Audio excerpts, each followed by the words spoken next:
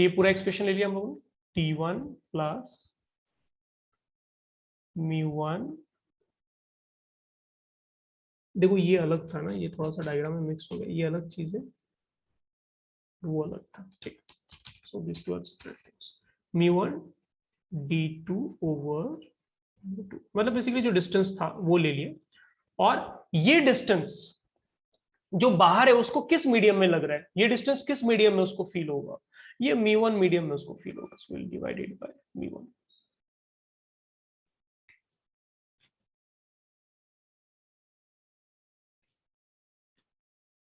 ठीक है, आप ऐसे भी सोच सकते हैं कि रिफ्रैक्शन होने के बाद लाइट जिस मीडियम में है, कोई अगर उसके आगे उसको देखना चाह रहा है तो उसी मीडियम से लाइट आ रहा है, राइट, उसको वही फील होगा, वही कैलकुलेशन में हमें कंसिडर करना है। जैसे मान लो अगर आप μ2 में देख रहे होते तो लाइट जो आ रहा था वो μ2 मीडियम में ही है, तो आपको नॉर्मल दिखता है।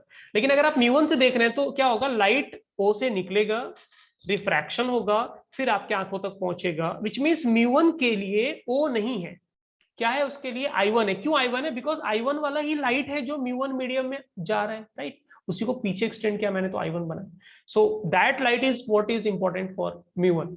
अगर कोई μ0 है यानी बाहर में से देख रहा है तो उसके लिए उसको कौन सा लाइट मिल रहा है, ब्लैक कलर वाला लाइट मिल रहा है। ब्लैक कलर का लाइट क्या है, पीछे एक्सटेंड करो, कौन सा लाइट है वो, I2 से लाइट आता हुआ दिख रहा है उसको, तो उसको क्या फील होगा, ओ माय गॉड I2 पे मेरा ऑब्जेक्ट है, that is where the object is, काफी ज्यादा नीचे उसको ऑब्जेक्ट दिख रहा है, जबकि वैसा नहीं है। तो इसलिए रिफ्रैक्शन 2 में आप रिफ्रैक्टिव इंडेक्स क्या ले रहे हैं, μ1 ले रहे हैं, बिकॉज उसको क्या फील होगा कि ऑब्जेक्ट, मतलब उसके लिए ऑब्जेक्ट का रे वो किस मीडियम से आ रहा है, μ1 से आ रहा है, और किस मीडियम में जा रहा है, रिफ्रैक्शन के बाद μ0 में जा रहा है। सो मल्टीप्लाइड बाय μ0 क्योंकि वो ऑब्जर्वर का मीडियम हो गया, and you will divided by μ1 because उसी मीडियम में से लाइट निकल के क्रॉस करके ऑब्जर्वर तक पहुंचेगा आफ्टर रिफ्रैक्शन। ठीक है, पर यहाँ पे आप नोटिस करेंगे कि जब आप इस एक्सप्रेशन को थोड़ा सा आगे बढ़ाते हैं तो ये काफी सिंपल एक्सप्रेशन निकल जाता है। मैं यहाँ पे लिख रहा हूँ, ठीक है, तो ये वैल्यू कितना हो गया हमारे पास, μ0, इसमें देखो चीजें कैंसिल हो जाएगी, μ0 से आप मल्टीप्लाई करोगे तो यहाँ पे चीजें क्या हो जा रही है आपकी, कैंसिल हो जा रही है। So this will come out to be a simple formula μ0, और एक पैटर्न मिल जाता है, क्या पैटर्न मिल जाता है, d1 over μ1 plus d2 over μ2।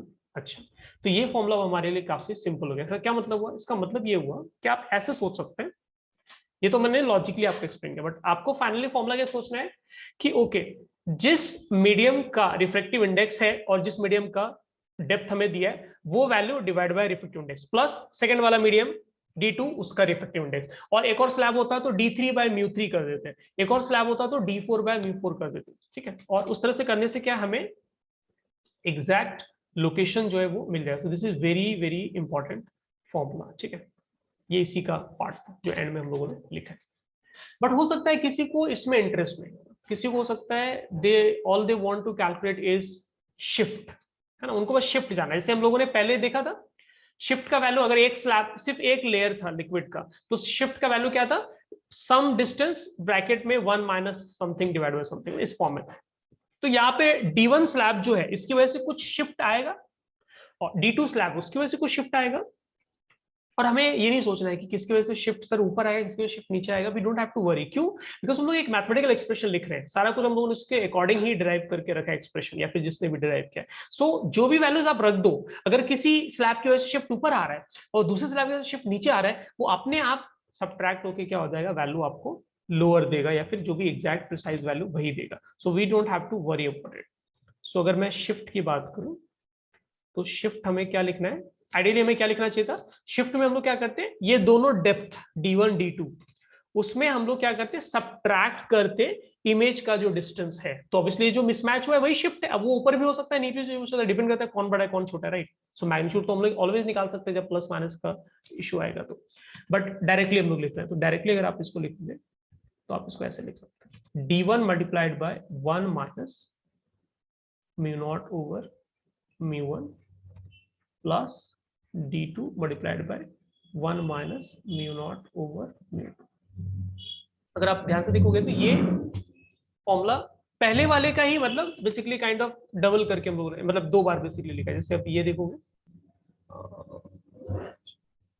ये जैसे ये फॉर्मूला था, ये फॉर्मूला था, ये सिंपल वाला डी डेप्थ, या मतलब डेप्थ मेरा मतलब विड्थ बेसिकली, या हाइट बोल सकते हैं लेयर लिक्विड लेयर का, 1 माइनस μ0 ओवर μ, उसी को क्या किया हम लोगों ने, दो स्लैब के लिए लिखा। इट्स लाइक हर एक स्लैब इतना शिफ्ट दे रहा है, दूसरा स्लैब इतना शिफ्ट दे रहा है। एक और स्लैब होता तो क्या लिखते हैं आप, प्लस d3 ब्रैकेट में 1 minus mu naught over mu 3, और इसी तरह से आप जितने भी स्लैब है उसके लिए आप ये खींच सकते हैं। So you can just right it in this way, आप प्लस डॉट डॉट लिख सकते हैं।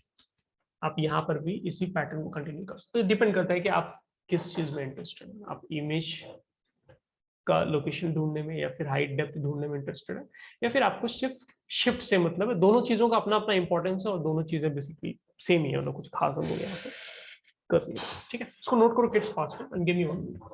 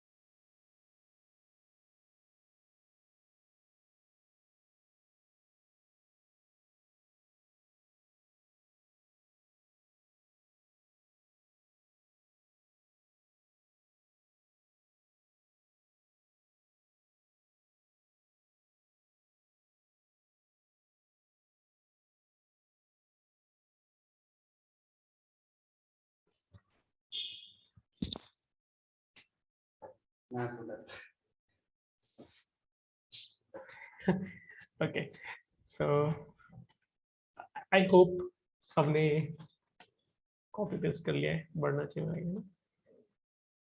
हो गया, चले आगे हम लोग। Should we jump to next adventure?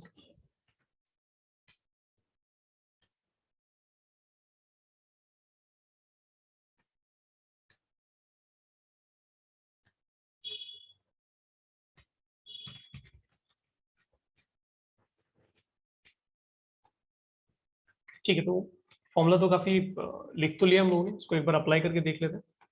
ये तो मालूम पड़ा फॉर्मूला है हमारे पास, बट हमें नहीं पता कि इसको यूज कैसे करना है, क्या वैल्यूज रखना है। सो लेट्स से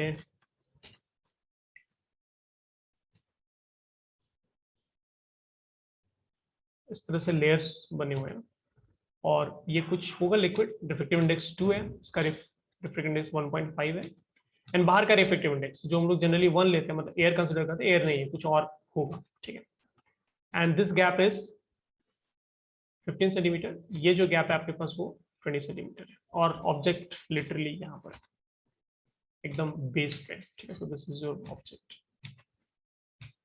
फटाफट कैलकुलेट करो और बताओ क्या आएगा। क्या निकालना है हमें? We need to find apparent depth surface A B के ऊपर से अगर कोई देख रहा है तो उसके लिए एपरेंट डेप्थ क्या होगा, that is what we need to figure out. Find apparent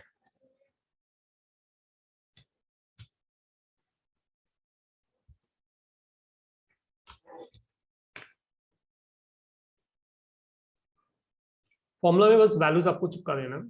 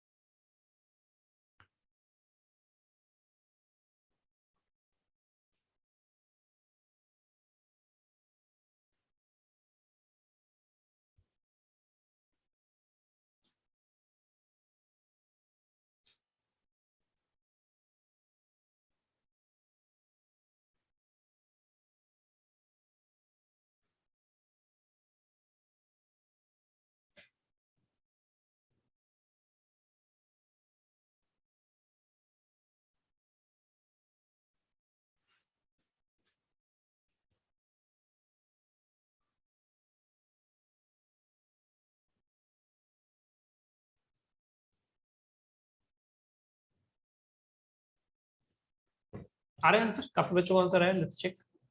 36, सारे लोगों ने 36 बोले। चाहिए, सिम्स करेक्ट। एक बार हम लोग ट्राई कर लेते हैं। करना क्या आपको, बेसिकली वैल्यूज डालने बस।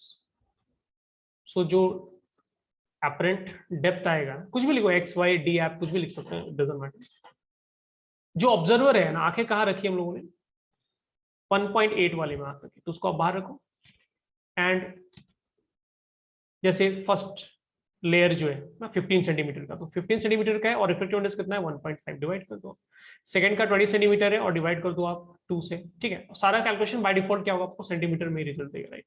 सो this will come out to be, I guess ये 36 आ रहा है, ये 1 + 1 2 हो जाएगा, सो दिस विल बिकम 36 सेंटीमीटर।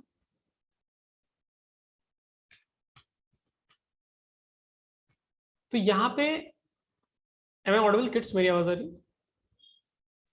यहाँ पर क्या था कि आप नोटिस करोगे तो आपके पास नीचे डेंसर मीडियम है, बीच में फिर रेयरर मीडियम, एंड फिर ऊपर में आपके पास डेंसर मीडियम।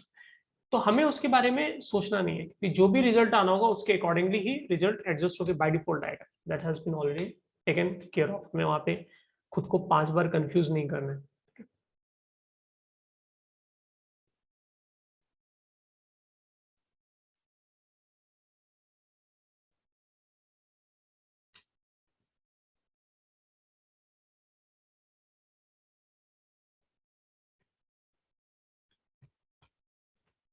मैं आपको एक क्वेश्चन देख रहा हूँ, उसका लैंग्वेज के साथ में लिखता हूँ, सो दैट लैंग्वेज के साथ भी आपको पकड़ में आना चाहिए क्वेश्चन।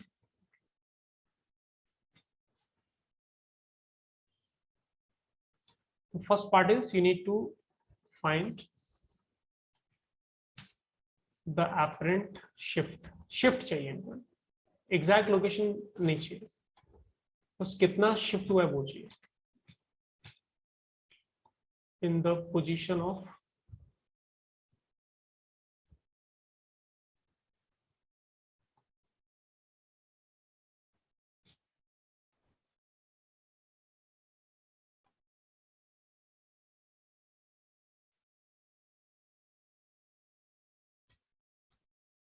second में they have, so first thing they asked is apparent shift, and second में they have asked for effective refractive index. Find effective refractive index. किसका? ग्लास एंड वाटर स्लैब का जो आपके पास कॉम्बिनेशन है। Does it make sense for us? No. Do we care? Not really. So आपको क्या करना है, पहले काम की चीज निकालनी है, अपरेंट शिफ्ट निकालनी है। अपरेंट शिफ्ट निकालेंगे तो बाकी चीजें निकलेंगे। सो लेट्स से ये आपके पास ग्लास, ठीक है, सो दिस इज ग्लास, और ये लेट्स से वाटर। क्या क्या वैल्यूज गिवन है? रिफ्लेक्टिव इंडेक्स जो है वाटर का, दिस इज 4/3, काइंड ऑफ रट लिया हम लोगों ने, और ग्लास का 3/2 हो गया। आंखें यहाँ बाहर है और कुछ बताया नहीं है, विच मीन्स एयर है, तो इफेक्टिव इंडेक्स आपको क्या करना है? 1 कंसिडर करना है। And this value is given 8 centimetre, और ये जो विड्थ है या फिर हाइट है लेयर का, दैट इज 4.5 सेंटीमीटर, ठीक है। और यहाँ पर ऑब्जेक्ट का एकदम नीचे बॉटम पे यहाँ पर, दिस इज योर ऑब्जेक्ट। चलो ट्राई करो, बताओ फटाफट कि एपरेंट शिफ्ट कितना है। We want to calculate shift.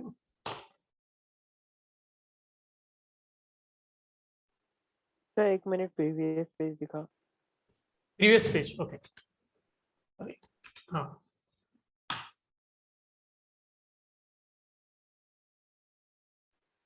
10 sir. Okay.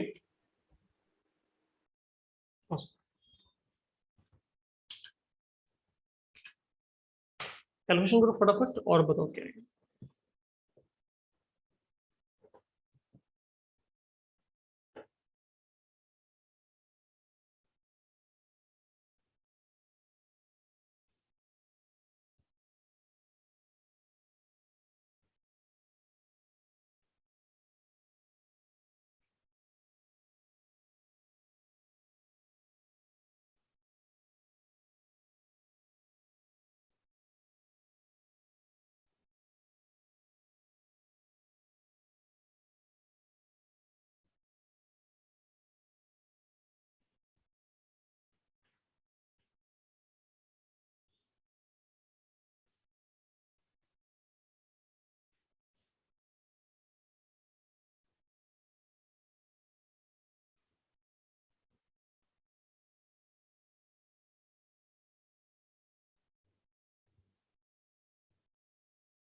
आ रहा है रिजल्ट किसी का?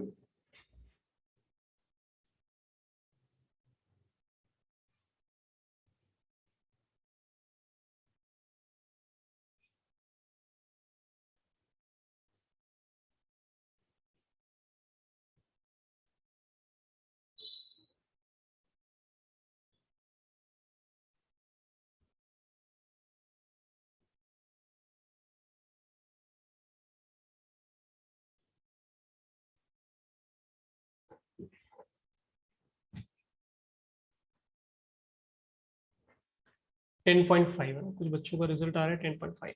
ट्राई करके देखते हैं, लेट्स सी 10.5 आता है फिर क्या है। शिफ्ट निकालना है। शिफ्ट का फॉर्मूला क्या था? ऑब्जर्वर कहाँ है, तो रिफ्लेक्टिव इंडेक्स 1 में ऑब्जर्वर है, इट्स गुड फॉर अस ना, दिमाग में कम लगाना पड़ेगा। And width divide by reflective index, ये फॉलो करना है। तो 8 सेंटीमीटर और कितना है उसमें,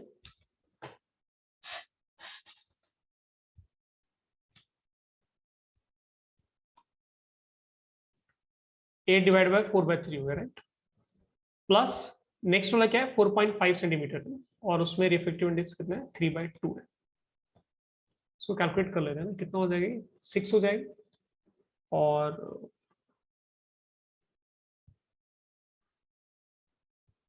3 हो गया, 9 सेंटीमीटर आ गया। मतलब जहां पर भी ऑब्जेक्ट आपको दिख रहा है उससे 9 सेंटीमीटर ऊपर आपको फाइनली इमेज दिख रहा होगा। किसको? जो एयर से देखने की कोशिश कर रहे हैं। Now let's talk about effective reflective index. क्या क्या मुसीबत है ये इफेक्टिव रिफ्लेक्टिव इंडेक्स में? बहुत सिंपल लॉजिक है इसका। पहले तो आप ये टोटल डेप्थ निकालो कि एक्चुअल डेप्थ है कितना। तो 8 प्लस 4.5, देखो एयर में मैंने आग बनाया लेकिन मैंने आई का लोकेशन हाइट नहीं बताया। तो all I am trying to say is कि जस्ट इंटरफेस, ये जो ना वाटर का जो इंटरफेस है, वाटर एयर का इंटरफेस, जस्ट उसके थोड़े ऊपर से कोई झांक रहा होगा तो उसको किस डिस्टेंस पे दिखेगा। इट्स नॉट लाइक कि आई 1 मीटर हाइट पे है तो सर आपने वो क्यों नहीं लिया, मुझे नहीं पता आई कहाँ है। All I am saying is कि एकदम इंटरफेस के जस्ट ऊपर से कोई झांक के देख रहा है एयर से तो उसको कहाँ दिखेगा।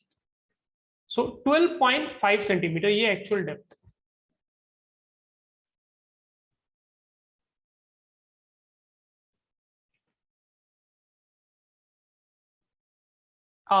माय बैड, ये जो हम लोगों ने कैलकुलेट किया this is not shift. Shift का ये फॉर्मूला नहीं होता, राइट। शिफ्ट अभी जस्ट हम लोगों ने यहाँ पे ट्राई किया।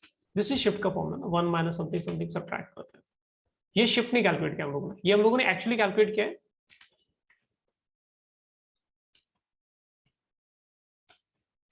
कितना, मतलब कितने डेप्थ पे आपको एक्चुअली ऑब्जेक्ट दिख रहा होगा, इमेज कहां पर बनेगा ये निकाल। This is not shift. So this is, maybe I should write apparent depth, तो वो 9 सेंटीमीटर। लेकिन हम लोग जो देख रहे हैं टोटल डेप्थ क्या है, बाहर से हम लोग देख रहे हैं, हम लोगों को पता है कितना डेप्थ है, तो depth comes out to 12.5 centimetre. तो शिफ्ट यहाँ से निकालते, सब्ट्रैक्ट करके निकालना होता है, या तो फॉर्मुला लगा लो या सब्ट्रैक्ट करके निकालो। सब्ट्रैक्ट करोगे 3.93 3.5 सेंटीमीटर, 3.5 सेंटीमीटर ऊपर आपको दिखेगा, मतलब फाइनल इमेज जो है कुछ यहाँ पर आपको दिखेगा। ठीक है, कितने गैप पे, 3.5 सेंटीमीटर हाइट, थोड़ा क्लोज दिखेगा 3.5 सेंटीमीटर जो आई, मतलब बेसिकली जो एयर में उसके लिए। नो इफेक्टिव रिफ्लेक्टिव इंडेक्स का मतलब क्या है? तो इफेक्टिव रिफ्लेक्टिव इंडेक्स का मतलब ये है कि हो सकते हैं अभी 2 लेयर है आपके पास, 5 लेयर भी हो सकता है, 10 लेयर भी हो सकता है, उनको उनसे फर्क नहीं पड़ता। All they are saying is कि अगर हम लोग एक ऐसा लेयर लें जिसका टोटल विड्थ इतना ही हो, कितना टोटल यहाँ पे कितना है, 8 प्लस 4.5 12.5, तो टोटल विड्थ तो उसका 12.5 ही हो। मैं एक ऐसा स्लैब ही ले रहा हूँ, अपने मन से मैंने एक स्लैब बनाया, इसका डेप्थ कितना है, 12.5 सेंटीमीटर ही। तो उसका रिफ्लेक्टिव इंडेक्स कितना होना चाहिए कि एपरेंट डेप्थ ही है, समझ नहीं, एपरेंट डेप्थ ही आना चाहिए और एक्चुअल क्या होना चाहिए, स्लैब का विड्थ 12.5 होना चाहिए। तो फिर क्या होगा, उस मटेरियल का क्या रिफ्लेक्टिव इंडेक्स होना चाहिए, इमेजिनरी मटेरियल, अपने मन से आप इमेजिन कर। वेरी सिंपल, इफेक्टिव कैसे निकालेंगे आप, रियल डेप्थ जो है आपके पास उसमें आपको क्या करना है, एपरेंट डेप्थ से डिवाइड, ये फॉर्मूला बेसिकली एपरेंट डेप्थ से आपको डिवाइड करना है। So this is 12.5 divide by 9, कुछ तो ये वियर्ड सा वैल्यू आएगा 1.4 के आसपास।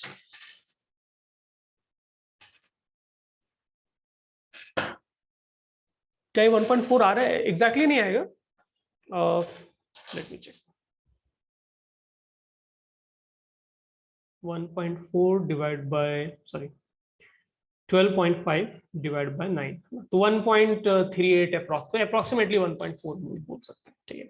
तो अगर आप एक इमेजिनरी स्लैब लेते हैं जिसका विड्थ कितना होता 12.5 और उसकी वजह से इमेज कहाँ बनेगा 9 सेंटीमीटर पे ही, तो उसका रिफ्रेक्टिव इंडेक्स कितना होना चाहिए था 1.4 होना चाहिए था। That is what they are basically trying to से।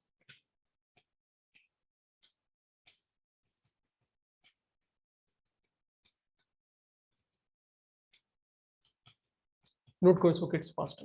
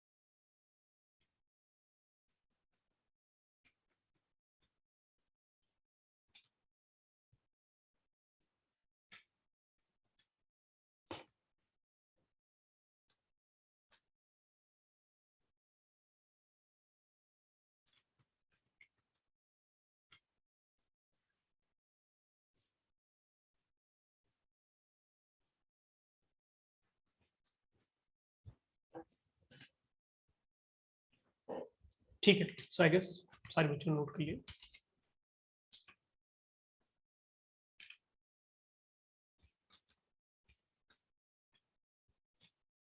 अब कई बार मैंने आपको बताया ना, जैसे यहाँ पर भी अगर आप प्रीवियस क्वेश्चन में देखेंगे तो मैंने ऑब्जेक्ट के जस्ट ऊपर इमेज बनाया, मतलब ऑलमोस्ट सीधा ही बनाया, राइट। इसके पहले का भी अगर आप कहीं पर देखेंगे जहाँ पर भी मैंने इमेज बनाया, यहाँ पर भी अगर आप देखेंगे तो ऑब्जेक्ट के जस्ट नीचे, मतलब ये जो वर्टिकल लाइन है उसी के नीचे ऑब्जेक्ट का मैं इमेज बना रहा या फिर ऊपर बना, बट ऐसा होता नहीं है, ठीक है।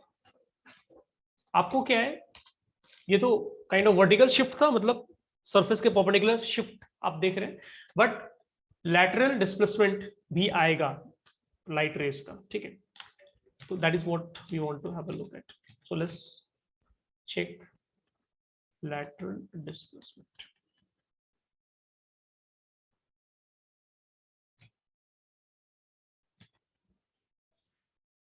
Through glass slab. तो अगर आपके पास एक ग्लास स्लैब है और इससे आप लाइट पास कराना चाह रहे हो तो क्या होता है, थोड़ा शिफ्ट हो जाता है, जाएगा वैसे ही है ना, जैसे आया है वैसे ही जाता है वो, बट थोड़ा सा शिफ्ट हो जाता है। अगर आपके पास ग्लास स्लैब बहुत पतला है ना, मान लो एकदम 1 माइक्रोमीटर का ग्लास शीट है या फिर 1 मिलीमीटर ग्लास शीट है, तो मतलब उतना आपको फील नहीं आएगा, आपको पता नहीं चलेगा। बट अगर मोटा सा ग्लास स्लैब है तो यूल बी एबल टू सी कि ओ माय गॉड, ये एक्चुअली डायरेक्शन वही है, पाथ सब कुछ वही है, बट थोड़ा सा शिफ्ट हुआ है लाइट रेज का, स्पेशली अगर आप लेजर लेकर आप स्टडी करने की कोशिश करते हो। जैसे मान लो ये लाइट रे, ठीक है, तो होना क्या था, इसको इधर जाना चाहिए था, ठीक है, बट वो वहां जाएगा नहीं, है ना। और लेट्स से ये एयर है और नीचे कुछ और कंसीडर कर, ग्लास कंसीडर करा, से ग्लास, तो ग्लास का ऑब्वियसली डेंसिटी मीडियम होता है एयर के कंपैरिजन में। तो ये क्या होगा, यहाँ पे लाइट ये पाथ नहीं फॉलो करेगा, फर्स्ट रिफ्रैक्शन में लाइट क्या होगा, बेंड होगा, है ना, और डेंसर मीडियम में जा रहा है टुवर्ड्स नॉर्मल बेंड, ऐसे बेंड, ठीक। एंड फिर से रिफ्रैक्शन है, फिर से रिफ्रैक्शन होने वाला है, फिर से जो रिफ्रैक्शन होगा तो लाइट यहाँ नहीं जाएगा ना, इसमें नहीं जाएगा, ऐसे नहीं लाइट जाएगा, ठीक है। फिर से जो रिफ्रैक्शन होगा उसमें क्या होगा, आपके पास लाइट कुछ इस तरह से बेंड होगा कि ये जो रे है ना, ये दोनों पैरेलल दिखेगी आपको, ये पैरेलल, और वो पैरेलल आता है 100%। कैसे आता है that we can also check, फिलहाल काम की चीजों पर ध्यान देते हैं। सो लेट्स से ये एंगल ऑफ इंसिडेंस क्या आपका आई है, ठीक है, तो रिफ्रैक्शन का एंगल क्या हो जाएगा, आर हो जाएगा। दूसरे केस में क्या हो रहा है, आपका उल्टा हो रहा है, पहले लाइट एयर से ग्लास आ रहा था, अभी क्या ग्लास से एयर जा रहा है, और ग्लास से एयर जाने के टाइम पे जो एंगल ऑफ इंसिडेंस है वो क्या आर है, इसका मतलब ये एंगल ऑफ रिफ्रैक्शन क्या हो जाएगा, फिर से आपका इक्वल आएगा, या एंगल ऑफ इमर्जेंटली भी आप बोल सकते हैं, ई और आई बेसिकली दोनों सेम है ना। सो तो क्या हो रहा है यहाँ पे, शिफ्ट हो रहा है ना, there is a shift. Maybe मैं इसको थोड़ा सा बड़ा कर देता हूँ।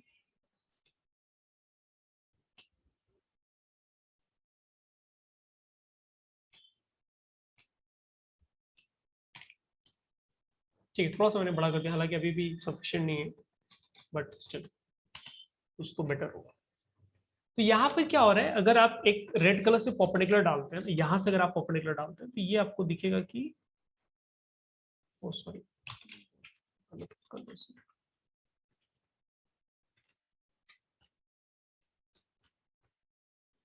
ऐसे अगर आप परपेंडिकुलर डालते हैं तो ये इतना सा क्या हो रहा है, लैटरल डिस्प्लेसमेंट हुआ है लाइट रे का। यानी लाइट रे क्या जो पहले आ रहा था वो ऐसे आ रहा था, डॉटेड ग्रीन कलर से निकलना चाहिए था, बट फाइनली जो लाइट रे गया है वो ऐसे गया है। दोनों पैरेलल है, बट दोनों के बीच में क्या एक गैप है, and we might be interested in knowing that gap, right.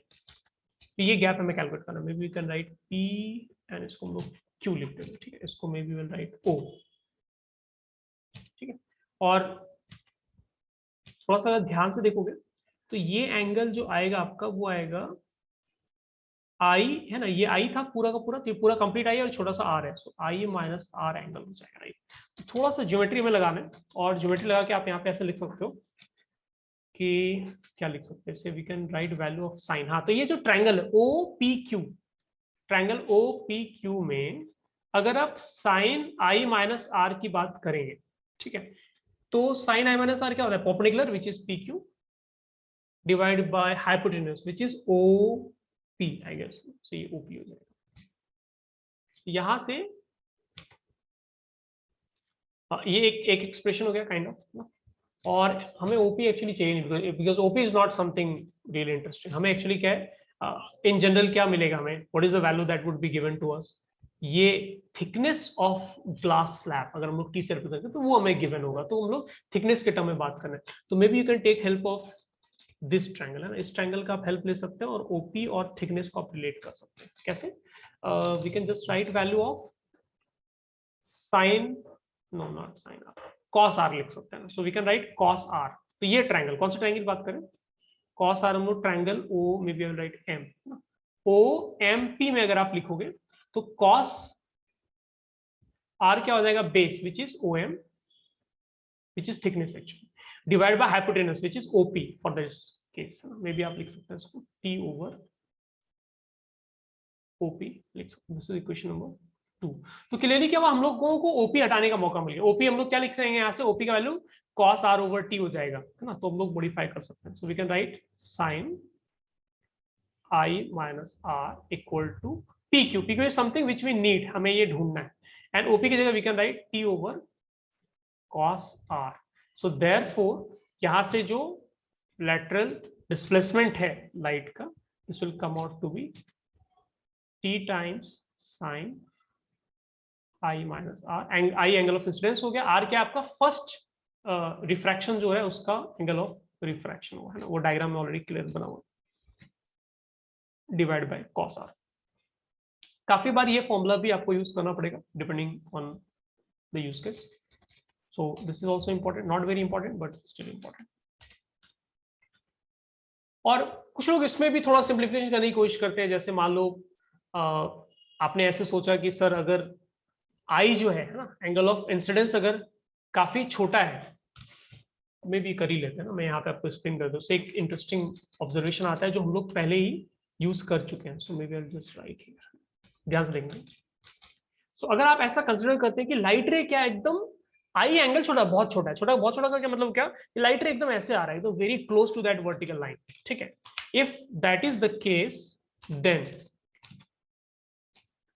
I and R सब कुछ क्या आएगा, स्मॉल हो। अगर सारे कुछ वैल्यूज छोटे हैं तो पी क्यू इक्वल टू, ध्यान देना क्या होता है जब एंगल छोटा होता है, तो साइन की जगह, साइन थीटा की जगह आप थीटा लिख सकते हो, और कॉस थीटा क्या होता है आपका, बहुत छोटे एंगल के लिए 1 हो जाता है, तो ये एक्सप्रेशन मेरा क्या हो जाएगा, T times this will become I minus R, ठीक है, so we can write I minus R. ध्यान से देखना क्या क्या मैंने कॉस आर को 1 कर दिया, वो हटा दिया, और टी तो टी रहेगा, साइन आई माइनस आर को I simply written angle part which is I minus R. And अगर आप स्नेल्स लॉ लगाते हैं यहाँ पर, फर्स्ट रिफ्रैक्शन जहां पे हो रहा है, तो क्या लिखते हैं आप, एयर का refractive index into sine I equals to क्या लिखते हैं, ग्लास का मान लो रिफ्रेक्टिव इंडेक्स म्यू है, so mu into, my bad, sine I equal to क्या लिखते हैं आप, mu into sine R, right.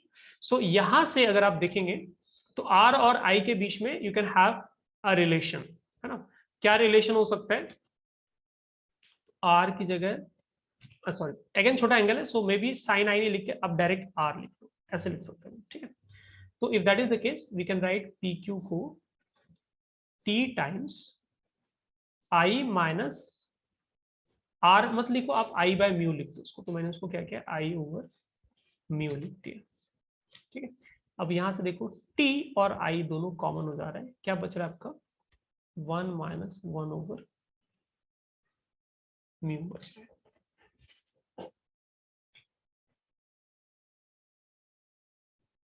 तो अगर आपके पास एंगल ऑफ इंसिडेंस काफी छोटा है ना, तो आप ये रिजल्ट भी यूज कर सकते हैं। बट देन अगेन ये रिजल्ट क्या है, मतलब इज नॉट वेरी कॉमन, कभी कभी अगर क्वेश्चन आएगा तो इस पे आएगा, we don't have to go this far, और अगर जाना भी पड़ा तो आप आराम से जा सकते हैं, it's not a big deal. So ये जो स्टार मैंने लगाया बस उसी को हमें यूज करना है।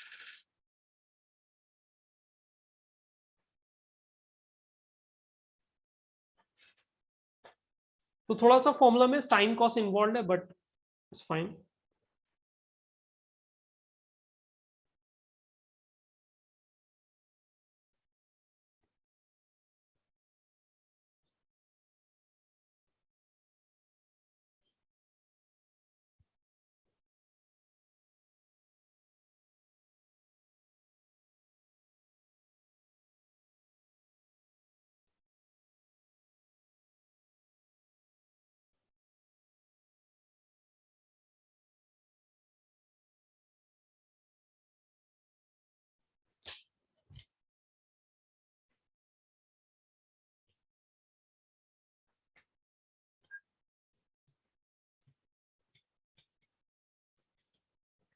सो नेक्स्ट सेशन जो होगा उसमें हम लोग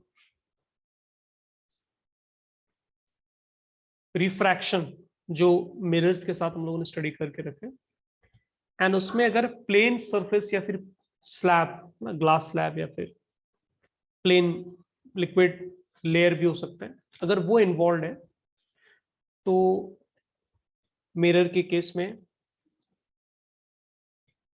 can be plane mirror, it can be concave mirror, it can be convex mirror, क्या फर्क पड़ता है, और वहां पे हम लोगों को ग्लास स्लैब या फिर लिक्विड लेयर के इन्वॉल्वमेंट से कैसे डील करना, will just study that and will solve problems based on it. So I think that would B end of diffraction